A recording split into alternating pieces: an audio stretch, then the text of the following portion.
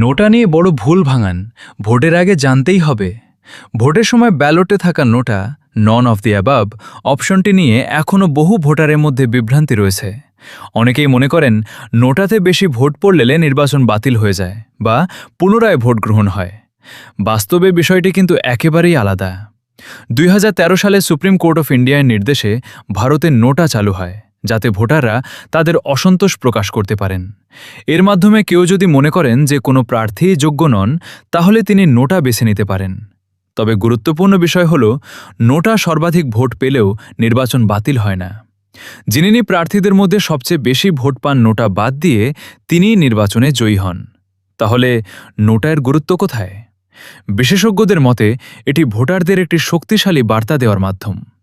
কোনো এলাকায় নোটার ভোট বেশি পড়লে রাজনৈতিক দলগুলির কাছে স্পষ্ট হয়ে যায় যে প্রার্থীদের নিয়ে সাধারণ মানুষের অসন্তোষ রয়েছে।